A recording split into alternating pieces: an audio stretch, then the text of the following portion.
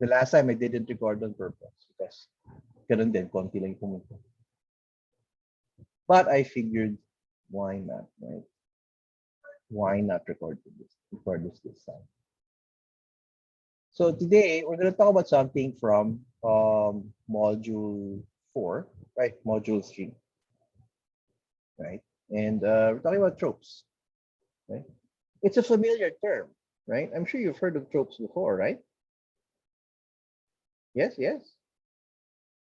So what do you know of it? Mm. So I think that's like a trope can almost be attributed to like a stereotype or like a thing that happens a lot or like a Yes. reoccurring theme that you can see in multiple stories. Yes, yes, yes. That's exactly the definition, actually, right? If you talk about trope, it's that, right? It's a recurring device, and it can be a concept, it can be an image, it can be a storyline, it can be a character type. You know, tropes are there's a very wide idea of what tropes are. Tropes originally were a poetic expression, so um, it can be a lot. The key point in a trope is that it's repetitive, like you said. A trope is familiar, right? And that's why it works. A trope is always a familiar thing, and I think that is an interesting way of looking at it. The trope is something that writers and content creators use because it's familiar. A meme technically is a trope, right? It's a kind of trope because it uses a familiar image and usually a familiar joke, right, to get a point across. So a meme is a form of trope. The difference with the meme is a meme is usually not part of anything. A meme stands alone in and of itself and is often used, right, as a statement, as a way of saying something, rather than being a figure of speech that is used in a narrative, for example. Right? So that's something. So tropes repeat, yes. Where tropes are, right? You've seen it before. It's rhetorical because there is the idea that a trope is trying to show itself to be legitimate. In other words, when a trope shows itself, it's not just to be, let's say, symbolic or present a metaphor, but there is the idea that the trope is legitimate. It's saying something true. It's saying something that is important to the story, even if it is, let's say, repetitive and familiar. So, in other words, a trope is a way of shortcutting some kind of meaning making that happens when you are reading or watching the story. Right? And I think an example of some tropes, right, that we can look at is the idea of rain, right, in movies, and how, let's say, in a romantic comedy, rain is. I think I've used this already before, right? That in romantic comedies, rain is can be used as a way of showing sexual attraction, right, or romantic attraction. But like in a rom com, when a lot of times there is a kissing scene that happens in rain, right? That's very clear. And yet the same rain can be used later on as a breakup. See, um, the idea of the and I don't know if you guys the idea of the wise. Let me emphasize this again. The idea of the wise guy, the wise and experienced guy, and the young upstart, right? That you see in some stories where they get into a kind of competition with each other, but eventually they become friends, right? And they appreciate each other for once the young one appreciates the other's experience, and the older one appreciates the other's enthusiasm, passion, and all of that.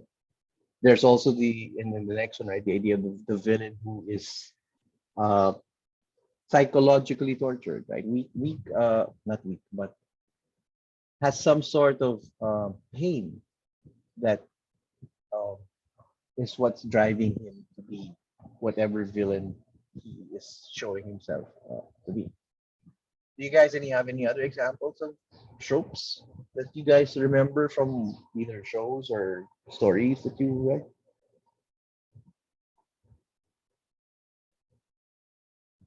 Sorry, drinking some tea.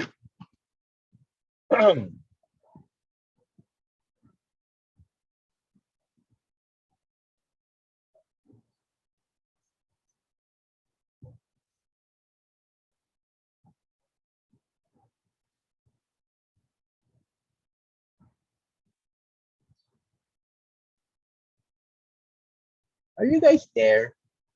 I'm worried. I sure. Kasi mamaya tulog kayo. Diba? 5 na nga lang ngayon, tulog pa kayo. Oh, my ego. My ego can't take it. Uh, what do you think though?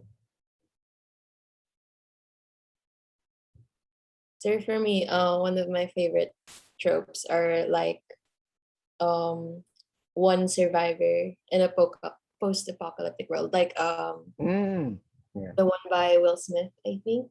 I am legend, I am legend. like that. Yeah, those are super cool for me. That's nice. I think yeah, the sole survivor kind of story, you know. The For a while I think, well, not Mad Max wasn't exactly that. But yeah, I Am Legend. I think this other movie by Tom Hanks, Castaway, was that. And that was an interesting work, right? The solo hero, as it were. Anything else? I think one trope would be like, you know, those like paranormal movies where they Yeah, always center around white people.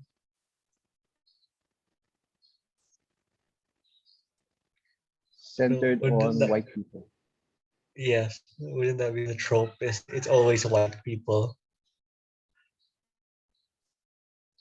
Yeah, yeah, I kind of get that. Like, what's your example though? Or like more of I know. Oh no, in those paranormal films, white people are well stupid. That's true. I mean, I think the one reason why a lot of horror movies have to resort to kind of showing medyo stupid yung mga tao is because otherwise the story won't work, right? Don't open that or don't look into that, or and because yeah, if people showed common sense and there would be no story. So it's kind of that's a weakness of the horror story, I think, in a lot of ways. A lot of times people get into trouble simply because they're being stupid. And but yeah, right. And that's kind of how it works. Another common another common trope that we see is, especially these days, though, is the big the monolithic entity. I'm trying to be a little vague because marami silang possibilities. The big scary company or the big scary government office or the big scary entity, right? It's not really uh, specific sometimes, or sometimes it can vary. But right, the bad guy being not being really an individual, but rather a group or an organization, right? And you see this trope, and I think one of the reasons why, let's say, this trope is pretty prevalent these days is you're seeing more and more around the world, this the presence of larger and larger corporations, larger and larger um, organizations that have enormous influence over lives, right? And with that, and here I'm talking about, you know, a real life monolithic entity, see Facebook, or what's calling itself now Meta, right? there people are already responding rather nervously to that announcement by Zuckerberg of planning to create a metaverse, right? A sort of internet universe where people can go to. And exactly, right? Ready Player One. And the thing is, um, it's unfortunately Zuckerberg is nowhere near as benevolent or harmless as as that guy in Ready Player One who created the Oasis, right? So there is that fear that if, let's say, Zuckerberg creates an Oasis type of thing, it will not be, it will be very manipulative, and it will manipulate people's, and it's not even manipulating you via a screen anymore. If you start using it via virtual reality, then how much worse will the social media effect be on people, right? How much more hate are we going to see? How much more misinformation are we going to see? So there's that fear, right? And I don't know if I want to do a meta thing, not with Zuckerberg, right? I don't want a corporation handling that. If the internet was going to become that, then have the internet do it by itself, right? I mean, the internet's an interesting thing in that there is no owner of the internet, right? That's the wonderful thing about it. It cannot be manipulated or very easily manipulated by a single presence, a single entity. And Zuck's morals are not the best. Unfortunately, Zuck's values are not the best. So I'm kind of worried about that. Any other tropes you guys recognize?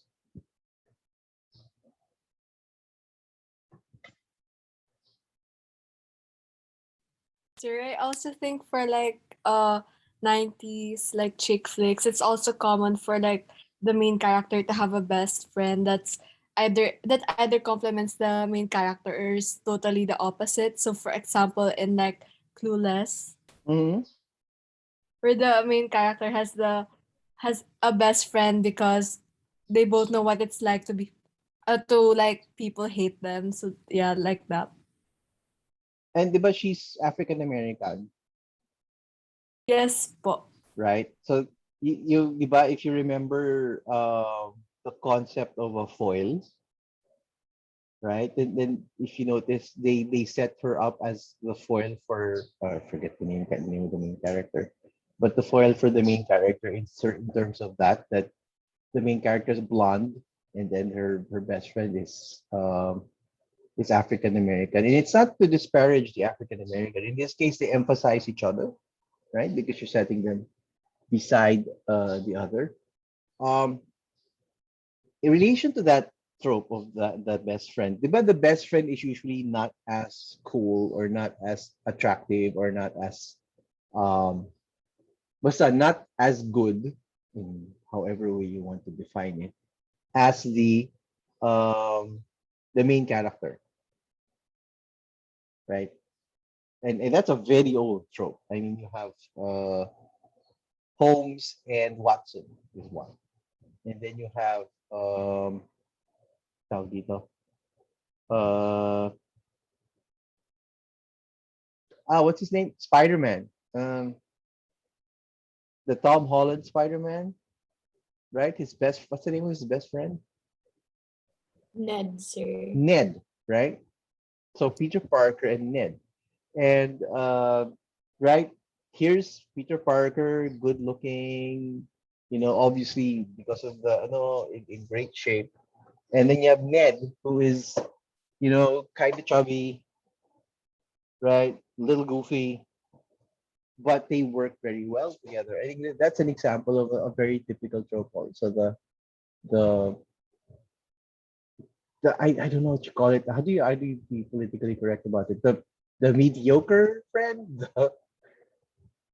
The not so good, the not as good as the main character friend. What do you call that? I think there was a film called The Big Fat Something Friend, right? Or The Fat Ugly Friend, or something like that. Is that Anyway, the duff, sir? The the, designated ugly, the designated ugly fat friend. yes, the Duff, right? The Duff. Yes, sir. And the thing is that the Duff is a trope, right? The Duff is a trope. You see it in a lot of stories. That and again, the Duff is kind of designed to help emphasize kasi the main character, right? Because if the main character is supposed to be the attractive one, then you cannot have like two attractive people because they'll compete for each other. So hence the other guy must be less attractive. The other guy must be less cool in some way, but must also share qualities that you know are admirable. Otherwise, you won't like the Duff either, right? The Duff is often the comic relief, right? The comedic relief of a story. He's the one who's really, the point of him is to become the butt of jokes, right? So let me ask you guys a question about I'm sure I hope you've gone through the modules, no? Did you guys read Pol Pot? I guess you had to read the story, right? What do you think of it?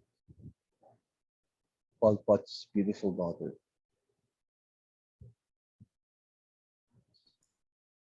I was pretty pulled in by like the whole spirit aspect of it. Mhm. I thought it was like a really interesting thing that was going on. Like with the dog, like when the spirits like possess like the robot dog. I found that Yeah. part so funny. But yeah.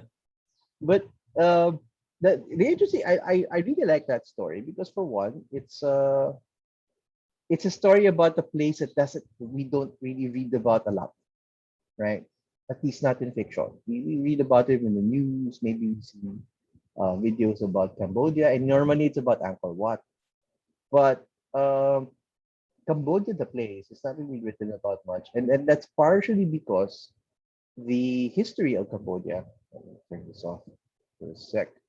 The history of Cambodia is one that's fraught with violence. And one of my friends went to Cambodia on a vacation and didn't just do Angkor Wat. He went around.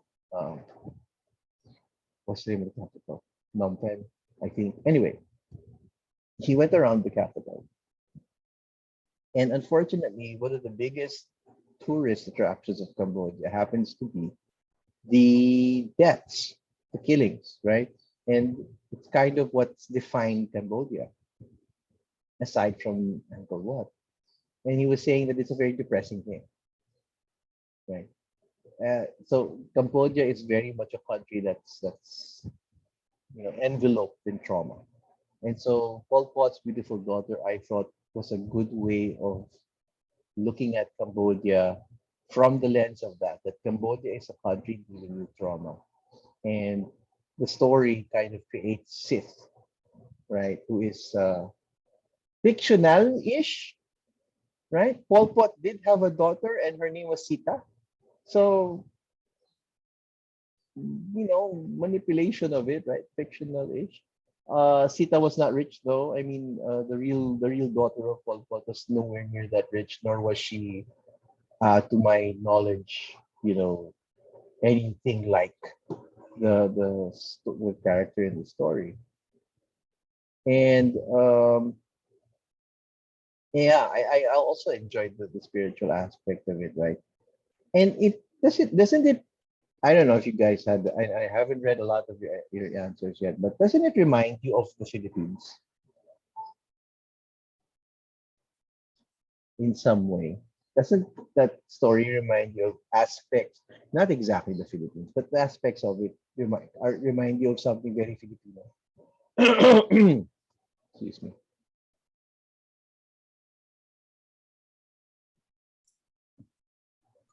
So I think one like the tiny reminders is around is like how important like a phone was to the Yeah, character.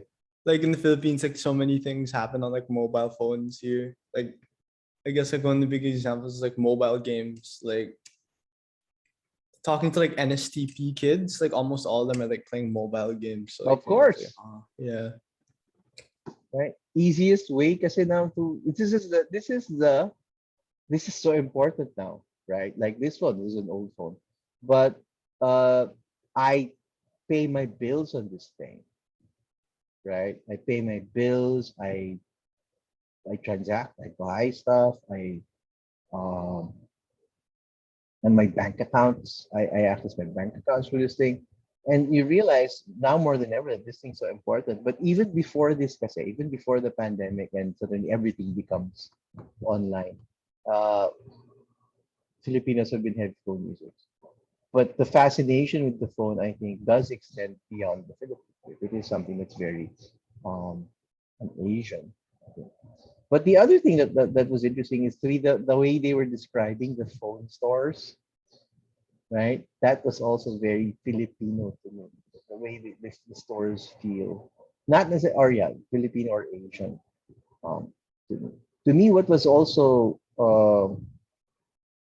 what reminded me of Philippine of the Philippines were the presence of the spirits themselves, how the spirits are making themselves known, and why they were making themselves known. I thought that was a very Filipino desire, right? Right? You remember why they were bothering Sid at the beginning?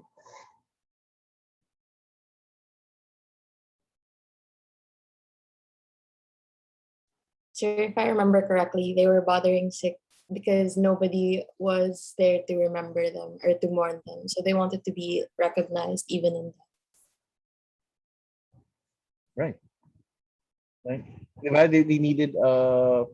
they needed Sita to write their names.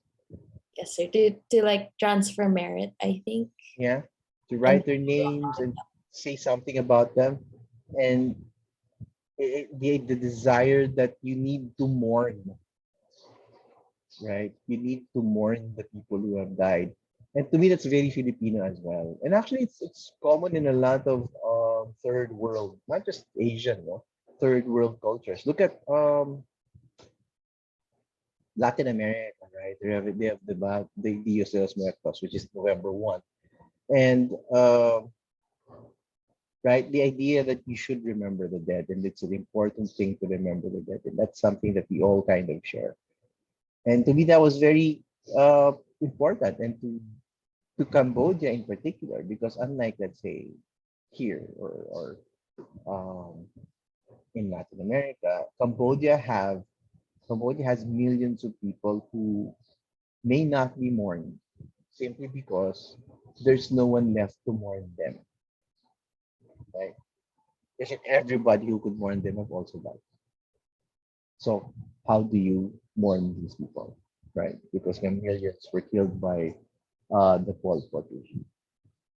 So that's one. And then the other one is the importance of mourning and the importance of grief in culture, right? That we share that, right? That's why we have a day for it. Is because we should have a day for remembering the people we love, and it's again part of the Asian idea of remembering and respecting ancestors, right? Respecting where you came from, and that those were things that resonated with me in the film.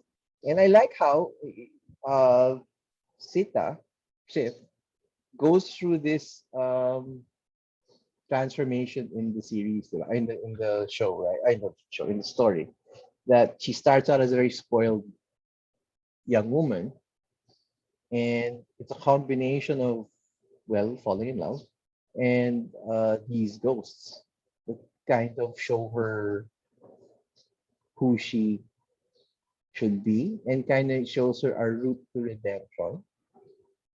Remember, no, if you're Pol Pot's daughter, it's like being Hitler's kid, right? Or Bongbong Marcos.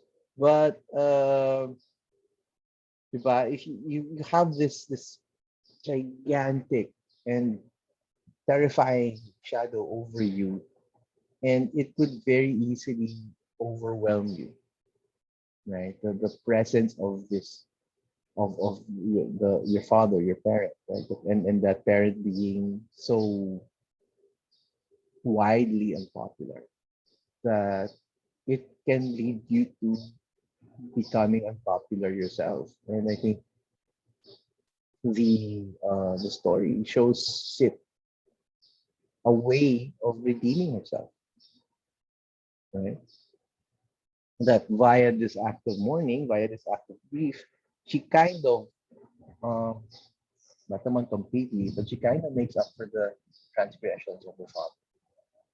And that's why in the end, right, it seems like Cambodia, the land, um, via that vision of that rebel leader or that opposition leader, accepts her, right? And that to me, that's very symbolic, and that I think, and it's for the author, and the author is white, by the way. He's not Cambodian; he's white. He's lived in Cambodia for a very long time.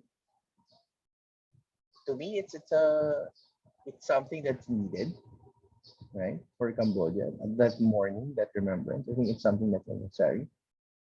And I see so many things in common with here, in truth, right? That as much as we love to talk about, especially these days, no, martial law and stuff, there has not been a proper processing of that event.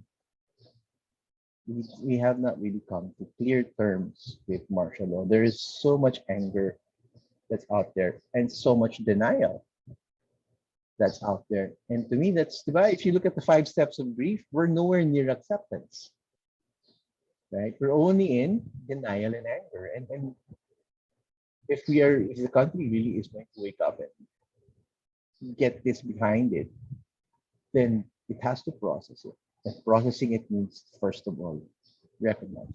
And then that was something that went through my head when I read the story. That this is something that we need, and we need it in real life. And unfortunately, we do not have ghosts or a daughter of, well, we actually have daughter of the, we have children of the dictator around, but they're trying to do the same thing that dad did.